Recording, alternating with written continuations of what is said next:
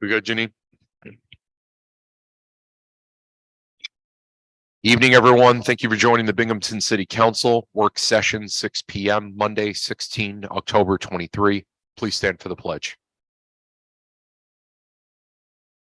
I pledge allegiance to the flag of the United States of America and to the republic for which it stands, one nation, under God, indivisible, with liberty and justice for all. Clerk will call the roll. Madam Clerk. Councilwoman Resonetti is absent. Councilwoman Riley is absent. Councilmember Friedman, Present. Councilman Burns, Present. Councilman Strawn is absent. Councilman Scanlon Present. and President Scringy. Present. That's 4 here, 3 absent. Resonetti, Riley, and Strawn. Thank you, Madam Clerk. We have a quorum. This time I'd like to ask Tito from the Planning Department to join us regarding RL 23-222.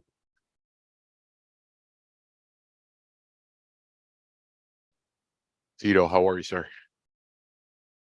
Thank you for joining us tonight. Floor is yours, sir.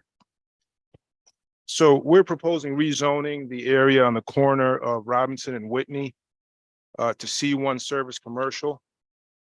Right now, it's I3 heavy industrial. The subject area is mostly occupied by a commercial plaza currently, and the rezoning would legalize commercial uses in the area while still allowing light industrial uses. As noted in the packet, this was recommended by the comprehensive plan, and it was also reviewed earlier this month by the Planning Commission, and they recommended approval of the rezoning.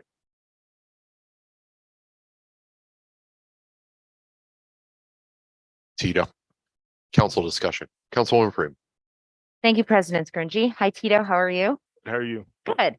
So that there are 2 residential properties, and I couldn't really tell from this map what is actually in those plots. Are there residential homes? And if so, what would happen to those if this rezoning happened? So those are actually no longer there.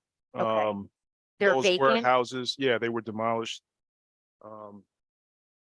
Those parcels were owned by the owner of the larger commercial plaza, and so those parcels are going to become part of that one tax parcel. But yeah, there are no residential uses in this area. It's all commercial, vacant, or light industrial space. Okay, thank you. Thank you, Councilwoman. Any other discussion? Seeing none, Tito, thank you very, very much. Thank you. Have a good night. Appreciate you. Council, just as an aside, so I'm going to pass out the sign out sheet for the request for legislation that Tito just presented on 23-222. And in addition to that, I'm going to pass around the sign out sheet in relation to the adoption of the proposed 2024 City of Binghamton fiscal year tax budget as amended.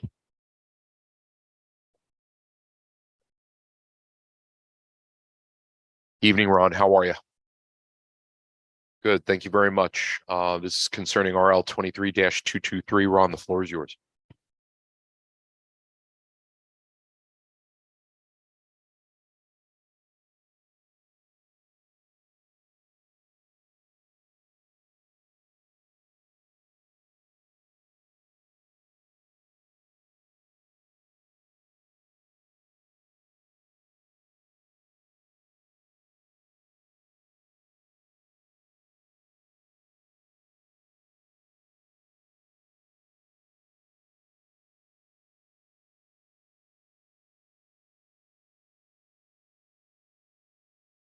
Thank you, Ron. Ron, I saw you have an expedition request on here. Is this in relation to anything specific or?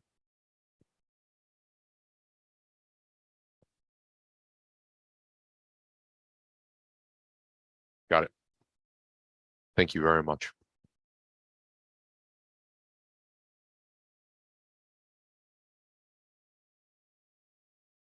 So kind of the sequential with respect to the bidding and the respective contracts. Okay.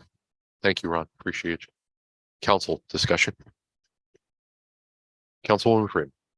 Thank you, President Scringy. Hi, Ron. How are you? Good, thank you. Okay, so I just want to make sure I'm understanding this correctly because so there is no contract right now. Is that correct? Or at least it's not included in this packet? There is a contract, but the items I just called off Uh-huh, are not in that contract. I see. Okay, So so, we need a new contract with them to complete this. right, okay, understood. So have these extra items been spelled out in terms of what each of them will cost, or, the actual agreement that we would be signing? We will, when we receive the bids on them, then we'll know what they cost. Okay, All of these things now are going to be bid where before they were in Pike's contract. so if they're going to be bid, then why is there a specific architectural firm listed here? Because that's the firm that has this thing all designed, and what they're doing is separating out these entities. So now we can have individual bids. Councilman, if I may, Councilperson, we know what projects have to be done, but we need this firm to do the design work so that we can, and then that design is what goes to bid and generates the cost. Okay, I see. So that makes sense. But I think usually with design projects, there is an actual contract, no? Yes. Like that we can, This contract would be probably almost verbatim to the contract they already have now, except that the scope of work would be slightly different to include these new smaller projects. okay, so it's taking the Pike contract and just, No, not Pike No. contract, the Oh. CJS project. Contracts that This they, is a consulting project. okay.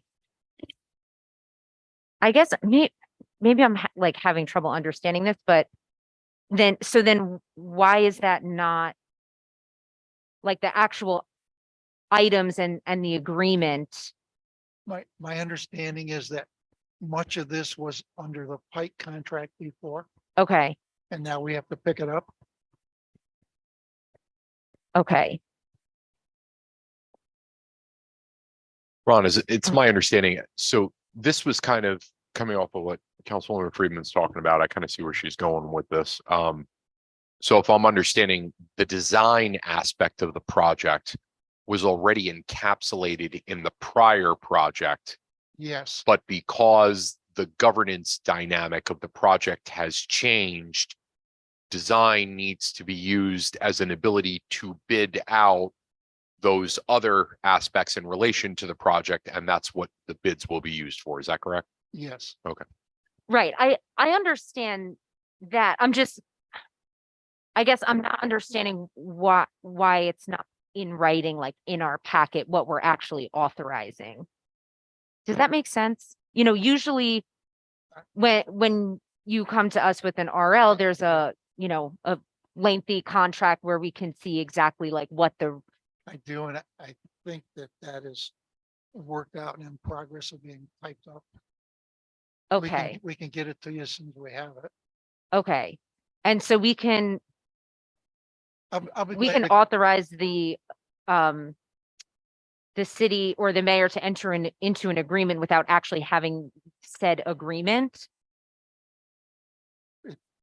It's, as Brian said, it's going to be very similar to the original one.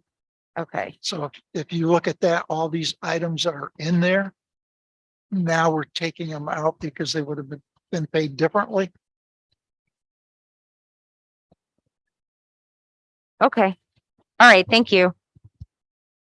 Thank you, Councilwoman. Any other discussion?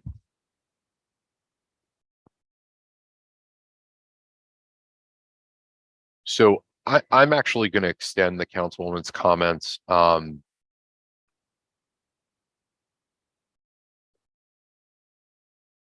So the list of what is being bid out is currently, Corp Counsel, I don't know if you can add anything to this. What will be bid out Is is currently in progress. no, it was cut off. There's certain items that we had to cut off when Pike was terminated, right? Right. So the new contract will incorporate these things. It'll also be separating out. Whereas before it was under one prime contract, now we're back to the Wix law. So there'll be several contracts coming out. Oh, so it's the same aspects, but it may be multiple contracts because, It will be multiple. okay, It must be all right, multiple. that, Given that- the size of the project, we have to follow Wix, which means HVAC is separate, plumbing separate, general contractor separate. okay, that makes more. So in other words, we had to stop their original contract at a certain point. And now we have to set up a new one so they can break out all these other items of work for. So the other substance of the original contract in terms of what will be done, that scope largely has not changed, but Correct. it will be deviated among multiple contracts once that's laid out. Yes. That's essentially correct. Okay. Councilwoman, does that make more? I won't lie, I agree with you. That's confusing. Does that make, it makes more? It, Does- yeah, it makes, right, everything that's being said. Yeah, makes yeah, yeah, sense. okay, yeah. Yeah, I was just confused because it says, the title of the proposed title is enter into an agreement with CJS Architects, and then there's no agreement attached here. No, That's I, what yeah, I was confused no, by. I get it. That. You know that what I was- mean? Like, that I was don't, fair. That was fair. in general, I don't like to vote on contracts unless I can see what we're 100%, actually 100%. agreeing to. But Yeah. if it's essentially identical to what we have already approved, then I guess we have the document Right. there, but that was confusing. Yeah, You- no, me. I appreciate that. You Go have- ahead, Ron. You have already approved. Prove all of this. Yeah, work. yeah, okay. Okay. So it's just not now the more- delineation of the substance of the contract. It's the delineation of who those different substantive things will be bid out to because the original contract is now null and void, if you will. Yes. Yeah, okay. That makes more sense, but Yeah. I appreciate that. We- That we that was a good We question. haven't put anything new in here. It's still the same, just different entities are gonna do it. No, I was hanging out in that question, but that makes more sense now. I appreciate that to the both of you. Thank you. Excellent. Thank you, Councilwoman. Any other discussion? Seeing none, Ron, thank you very much. Thank you. Appreciate you. All right, I got the. All right, next. Okay, so RLs 23-201 and 202. Councilwoman Friedman, floor is yours. Thank you, President Scringy. So this first RL is an ordinance requiring elected and appointed officials to submit an annual financial disclosure declaration. The attached document that's identical to what Broome County appointed and elected officials are required to submit. So obviously, if we were to adopt this, we would, some of this would have to be changed. Obviously, the date, the title says disclosure for the county of Broome. We would obviously change it to city of Binghamton, but substantively, this document would just require, again, just like Broome County, it would require elected and appointed officials to disclose any significant financial ties or investments that they have. I think this would do a lot to increase the transparency of and the accountability of the city of Binghamton government. It's again a pretty standard document and is required already by Broome County. So I think it would be great if we could do that as well. Thank you, Councilwoman. Colleagues, any discussion? Councilman Byrne. Thank you, Mr. President. Yeah, I support this. I filled one out for Broome County. I'm appointed on one of the boards there. And I think it's important that that we know if someone's, if someone is a landlord, that they're voting on something about landlords, that we should all know that the person that, you know, that we just know who everybody represents and like that, as far as where I think it should really be about conflict of interest within the city of Binghamton. And not necessarily, you know, if I have income coming from, you know, I don't think it's anybody's business where all my income comes from, if it's not a conflict with the city of Binghamton. But I think it's a very good idea. Thank you. Thank you, Councilman. Any other discussion? Councilman Skim. Thank you, Mr. President. So, I think we need to be clear on this. Broome County does this because they have to. It's based on a New York State law and how many residents. So the county is over the threshold for residents. So Broome County has to do this by New York State's rules. Binghamton doesn't have to do this. My concern would be this would eliminate certain people running for city councilman because they don't want their business out there, which I wouldn't want mine out there either. It's not really invasive, but it's somewhat invasive. So I'm not going to support this for those two reasons. Thank you. Thank you, Councilman. Any other discussion? Councilwoman Freeman, sorry. Thank you, President Skirnji. So it's not meant to preclude anyone from running for office, but I would argue that if there is a significant financial incentive or tie somewhere that would make someone that someone would want to keep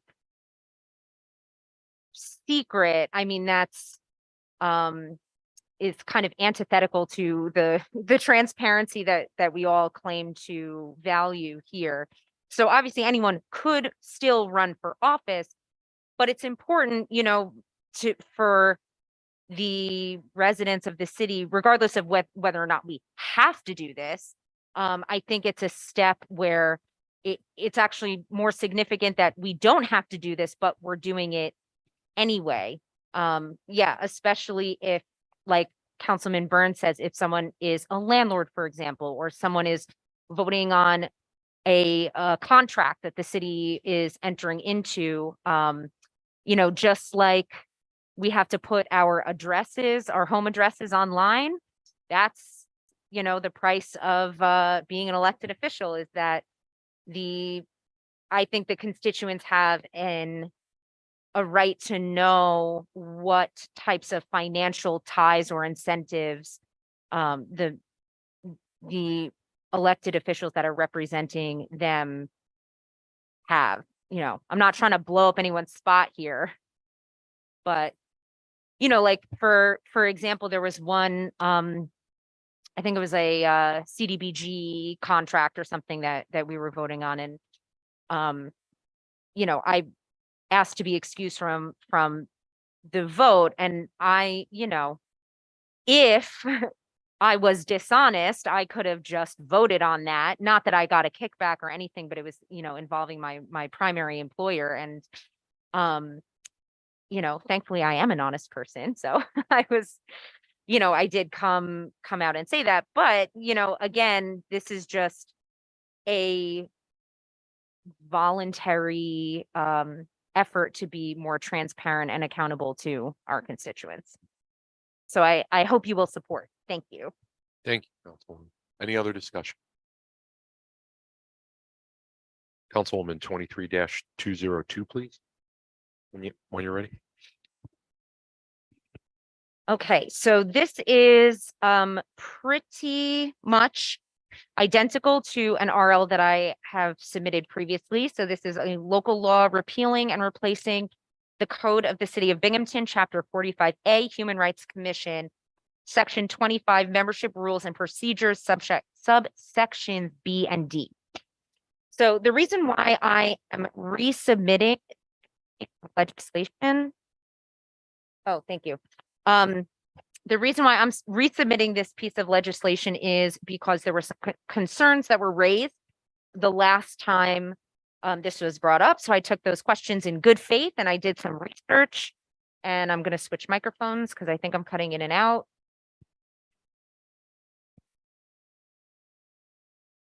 let's try this one. Okay, so,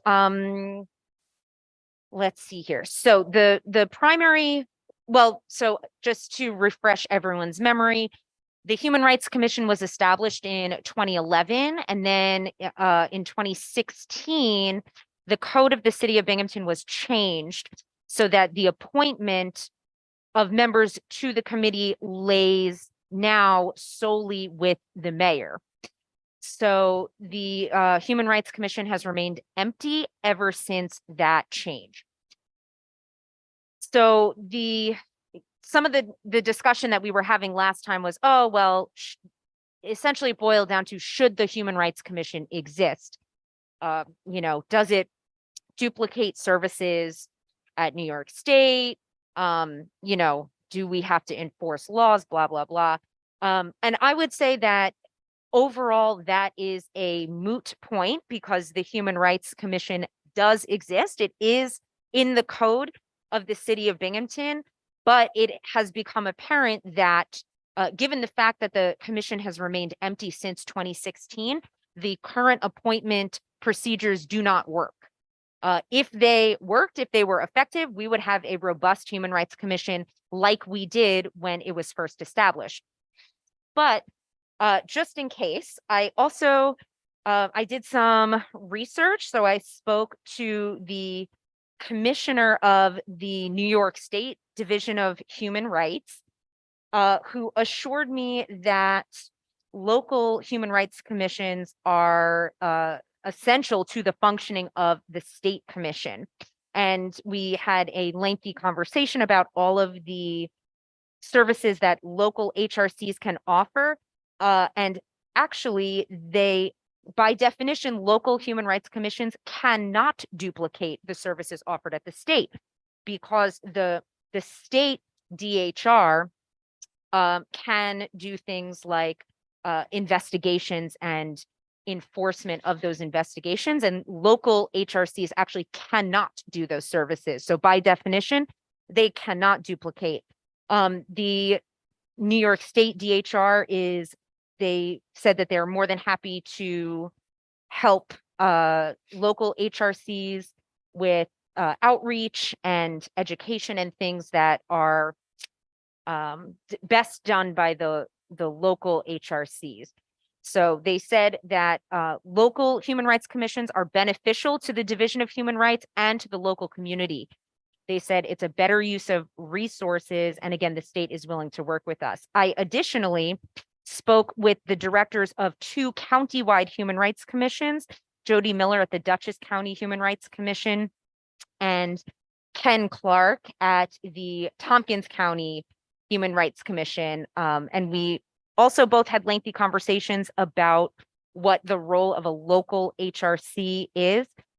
And again, they both kind of echoed the sentiments of the New York State DHR commissioner that the local HRCs offer different services than is available at the state. And I printed out a document that I sent out kind of late because I did receive it today, but I have print copies here of a letter of support from Ken Clark at the Tompkins County Office of Human Rights. Councilwoman, my apologies. Would you like me to circulate those while Yeah, you're, that while would you're be talking? great. And I also, this is just a little FYI, but I also printed out there's a page on the Division of Human Rights website about local human rights commissions. So again, they are expecting and encouraging. Sure, yeah, I'll take one of each. Thank you. Oh, no, that's fine. So and I submitted this to the clerk and I emailed it to everyone, but I submitted it specifically to be included in the record as well. So I hope that that has assuaged some of the concerns and answered some of the questions that were brought up last time. And again, I just want to emphasize that it's not really a question of whether or not the Human Rights Commission should exist, because it does. It already does. It's on it's in our city code. It does not cost the taxpayers anything. It's volunteer. It was robust and functioning in 2011 and has been empty since the appointment procedures have changed. Therefore, proving, I guess, that these appointment procedures are ineffective. So hopefully by reverting the appointment procedures to what they were in 2011, when the commission was robust and functioning, we can get the HRC up and running again. Bless you. Thank you. Thank you, Council. Council discussion. Councilwoman Burns. Thank you, Mr. President. I'd like to thank Councilwoman Friedman for all the work and research she did on this. I support it 100%. I think that this world that we live in today,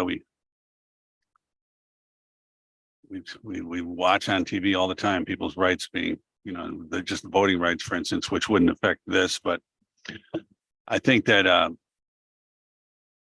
think it's important that people, I think it would be a good thing for the city of Binghamton if the citizens knew they had some place to go where their voice could be heard. I've gotten a few calls over the 4 years I've been here. Let's say it's about tenants' rights. And, I'll call code or I'll call the mayor's office but basically that's all I can do is make my little calls and that's it. And if nothing is done, then the voice is not heard. And they don't know where to go. Am I calling the right person for this? I said, well, I can try to help you out, but I think it would be a good thing if people knew there was someone there for them that will hear their voice and help them with their whatever their situation might be. And perhaps Councilman Friedman would explain for anyone watching. The mayor took over the appointments and then didn't appoint anybody, so he didn't like it. So I know that city council appointed some people. Who exactly appoints to the commission?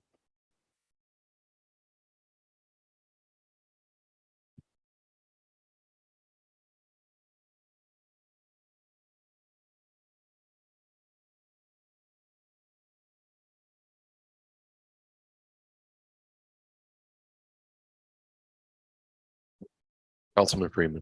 Thank you, President Scaringi. My apology. No, that's fine. So on page 14 of the packet, I'm happy to read it on the record. So chapter 45, section 24 is called membership, and then subsections B through D detail the nominations and appointments. So I'll just read the first paragraph. I think that's the most relevant part. Candidates to be considered for membership will be selected or reviewed by the nominating committee and recommended to the full commission for preliminary approval. The slate of nominees approved by the full commission will then be submitted to the city council and mayor for approval and appointment. So city council and the mayor still have ultimate oversight, but the nominations are recommended. They come from within the commission, from the nominating committee specifically. So that allows more hands to be in the pot, so to speak. I think that for something as important as the Human Rights Commission, like Councilman Burns, what you were detailing, all the reasons why someone might need to come because of a case of potential discrimination or education or anything like that. It's important for a diverse body to be approving that. I think it's problematic if there's just one person who's appointing a committee or a commission who is supposed to be representative demographically of the city at large. So I think that this way we can have more diverse representative nominations that still have to be approved by city council and the mayor. Thank you, Councilwoman. Any other comments, Councilman? Burns? So, my apologies. Any other discussion? Councilwoman, please. Thank you, President Scrungy. Just one thing that I wanted to add is that in the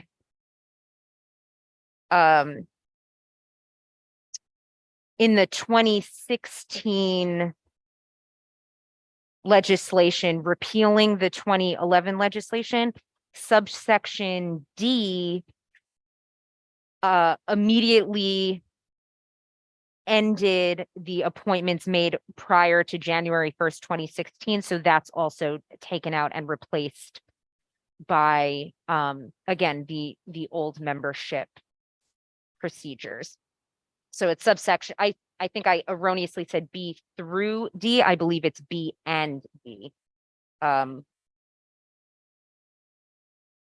Yes, so it's B and D are replaced with B, C, and D. Thank you. Thank you, Councilwoman. Any other discussion? Councilwoman, can I ask a question? Of course, President Scrungy. Oh, gee, thank you. Subsection 45A dash 24. I think it's the page that's labeled 21. The commission shall have the power and authority to employ an executive director, a secretary, and such attorneys, experts, and other employees as may be necessary to otherwise expend funds within the amount made available by the city of Binghamton as part of the city's budget process. So I guess I have two questions. So if you look at line 2, it lists all of those positions starting with, and it's actually using the word employ, executive director, secretary, and such attorneys, experts, and other employees. And other employees suggest that every position titled prior is an employee, which implies a wage. So while the commissioners may not be paid a stipend or anything like that, like for example, if they employ an executive director, is that a wageable position? A secret? The reason why I'm asking is because, like, for example, like an e-board, right? Maybe you have like a chair or a vice chair, or a secretary and a treasurer. To me, this doesn't imply the latter and implies the former, because I don't see chair, vice chair, or treasurer here. I mean, not that there would be a treasurer technically, but I don't know. I guess that's what I'm a little confused about. I don't know if you had any knowledge or anything as it relates to that. So that's an interesting point. To be honest with you, I wasn't even looking at that section, and so this is what's on page 21. This is what's currently on the books right now. Right So, now, yeah. yeah. Actually, the original legislation from 2011 offers additional funding sources, the amount made available by city council or from public grants and private gifts, donations, or bequests and other payments. So, I mean, I see what you're saying. I think it's a valid point. I think the as may be necessary is what ensures that it is, I guess it is cost neutral unless it's not. But I would be willing to amend that as well, if that would make. if I may, forgive me. Yeah, yeah. So the reason why I brought that up is because I wanted to extend this to something else that you stated. So you said you got to speak with two what sounds like county commissions, Yes. Dutchess and Tompkins respectively. So a local commission cannot initiate an investigation. So if Correct. they cannot initiate an investigation, I mean, just for as a thought exercise, let's not even worry about things like funding and things like that. So if they legally cannot initiate an investigation and this building employs hundreds of people that collectively bargain, where that complainant process is contractually arranged, what happens to the city if the commission makes a decision to act out in a non-investigative way on a complaint submitted that's outside of the bounds of the collectively agreed upon contract? So that's a good question. And And I understand maybe may not have the answer to, maybe you do. Yeah. And if you need time, that's okay. I I just, think this I is- have the answer. Go to ahead, your please. I'm question. sorry. Please. So the New York State DHR commissioner said that most. Okay, so I'm reading from my notes here that local HRCs could do mediation in law, but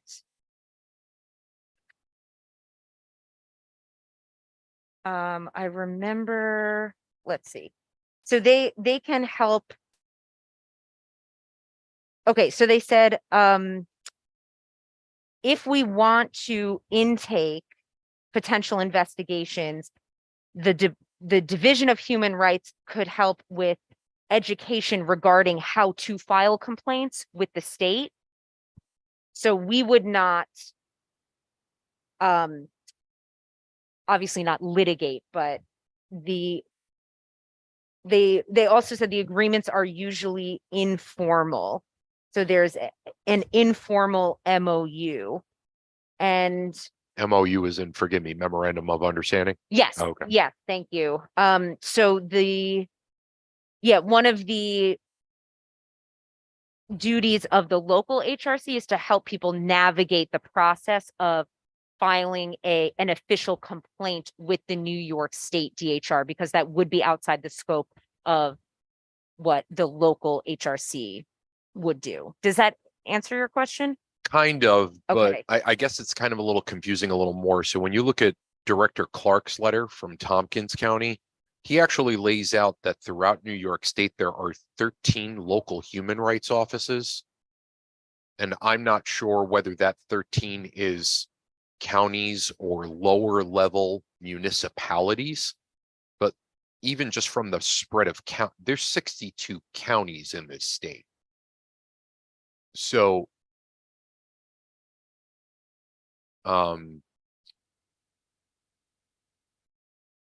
with literally thousands of municipalities. So I think of villages incorporated, villages unincorporated, towns, townships, cities, counties, and everything in between. There is an overwhelming number of municipalities that don't have a local office that I'm assuming the New York State Department of Human Rights Commission, if somebody needed assistance with that in one of the over 1,000 municipalities that isn't one of these 13, like I'm assuming all that information is online, right? It's all readily available. Yes, and I'm trying to find where I actually wrote this down, because I don't want to say something that's not true. No, take your time. But Take- I remember, and again, I have to verify this, even though I'm saying it on the record. Don't quote me on this, even though I'm saying this. Take it with a grain of salt. Take it with a grain of salt. I need to verify this, but I seem to remember in my conversation that there are a certain number of local human rights commissions that have official MOUs and many others that have unofficial MOUs or who operate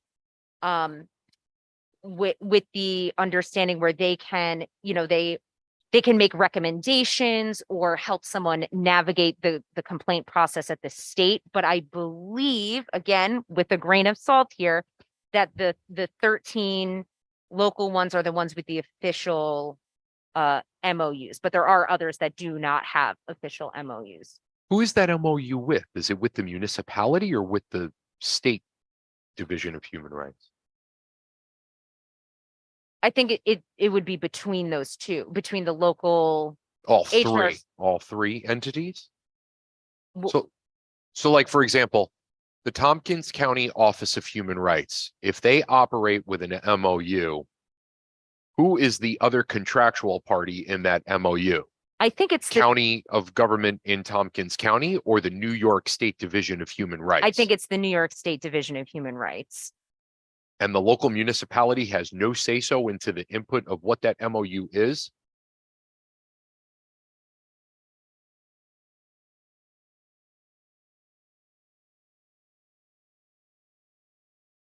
Yeah, Mhm. Okay, or maybe all Right. three parties, maybe it could be, is something like that. yeah, let me add some additional ahead. grains of salt. No, go ahead, please. No, I mean, I don't. Sorry. That's, I said, take it with a grain of salt, maybe Got it. take it with a dozen grains of salt. That's So, all right. Yeah, again, no, that's all right. right. I know there's a lot here. That's Yeah. okay. So, but again, if I could, I mean, I think these are valid questions and I do appreciate them, but I would emphasize again that actually these are, I don't want to say they're moot because they are valid questions, but again, we already have an HRC on the books. So most of the code outlining the duties and the mission and everything, like that's already in the code of the city of Binghamton. So it's not like we need to worry about establishing the Human Rights Commission and thinking about, okay, what types of what type of agreement and blah blah blah. It's important. I don't want to sound like it's not important, but all of this legwork has kind of been done already. Like it is already on the books. It just is empty. So I think that we should find out the answers to these questions, but I would argue that it doesn't necessarily need to preclude us from reinstating the appointment procedures that lead to a full and robust functioning HRC for what it's worth. Thank you, Council. Any other, Councilman Burns, sorry. Yeah, thank you, Mr. President. I was wondering if Brian would remember if the commission had any budgetary, did they cost any money at all for us? I do not recall there having been any money spent on the commission. But when I don't remember them ever handling a case, frankly. Right, so when they were in operation, they weren't employing any lawyers or anyone else. You would have to review the old budgets from that time period, but I don't believe any money was designated for them. Thank you. And while I appreciate the question, Councilman, I think, right, just objectively, I think we have to be mindful of the fact, right? And Not quote employing anyone by the commission doesn't mean action, right? Technically, they could have taken no action and that's the reason why money was spent, Right, right? right. So like just both sides of the coin. I would also but- say take what I said with a grain of salt. Yeah, and you know, In yeah, that decade. yeah. It's a I know on very the salty finance budget, conversation. yeah, the finance portion, the finance page of the city website has all the adopted and proposed budgets going back a number of years, so. Right. I'm trying to see if I can find it now. I don't know Sure. that I'll be able to. Yeah. Right now, but Thank you, Councilman. Any other discussion? Alrighty, seeing none, Madam Clerk, anything in relation to pending legislation? We have a public hearing on the budget and also a public hearing on the bond that we are voting on Wednesday. And then other than that, we just have a bunch of legislation. Thank you, Madam Clerk.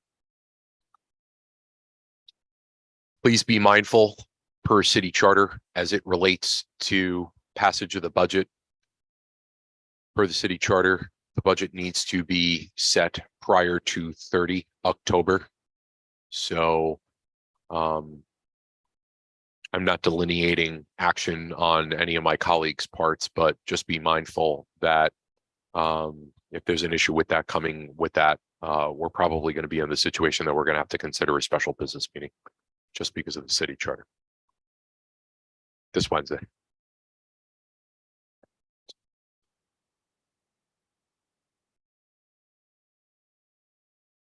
Councilwoman Freeman. Thank you, President Scrungy. So just to clarify, since we're voting on it on Wednesday, no further amendments may be made to the budget. Is that correct? So, and Corp Counsel, feel free to chime in here, but I'm fairly certain amendments can be proposed, but in order for that to be done, those pages would have to be recalled back or reopened, I think is the technical terminology. Yeah. And that could be done at a business meet. I'm just saying in theory, that could be done at a business meeting. Well, the problem is that you're putting it in many respects, that time passed last Wednesday, because now we put it out public so they have time to comment.